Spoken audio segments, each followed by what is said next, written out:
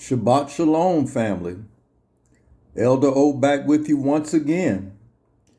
I palau, or as they say in the church, pray that all is well with everyone. The title and or the topic of today's lesson is family. And as always, read along with me in your scriptures. Get out your pens and papers and take notes. The topic of today's lesson is, family, the taming of the tongue and the power of I am. I am are the two most powerful words in the universe.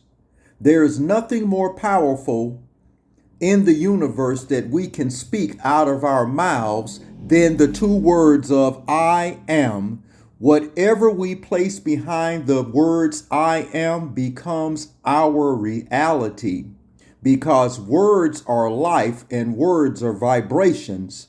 So we should be ever so careful at all times what we speak out of our mouths. So the taming of our tongues is imperative. It's critical, because what we speak out of our mouth can become our reality. And words are swords, and words can cut. So it is sometimes, family, we can say things out of our mouths, meaning Elder O himself, that can cut and hurt very deeply. And we can also speak what they call blessings. In Hebrew, the word is barak or baruch.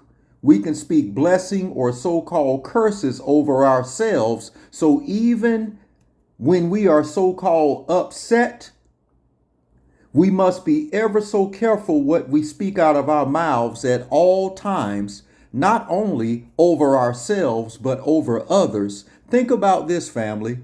When we, which includes myself, are upset, think about the amount of energy through yelling when we say certain negative words out of anger ignorantly towards one another.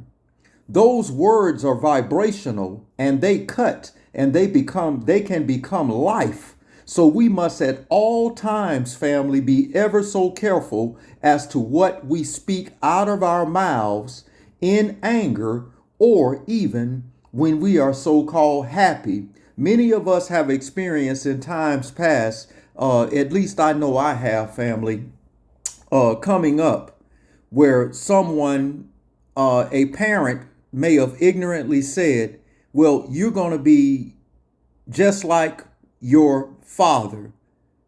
And maybe the father wasn't the ideal father as the mother felt that the father should be to the children. So out of ignorance, she will say, well, you're going to be just like your father. Then 20 or 30 years later or 40 years later, what she spoke out of her mouth out of ignorance manifest into reality. Then when they become adults, they become unproductive adults in society because of the word that was spoken over their lives, and they received that word.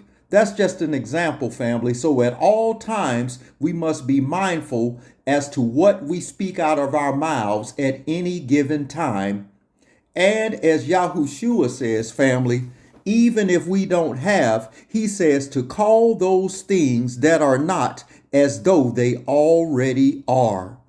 So even if we may be in a particular situation in our lives at any given time, and this situation, this temporary situation may not be comfortable for us, we are supposed to speak life into our situation, or we're supposed to speak living words upon ourselves at all time, no matter our circumstances. So follow along with me, family. We're going to start off today's lesson in the book of Jacob, or James, chapter 3, the taming of the tongue.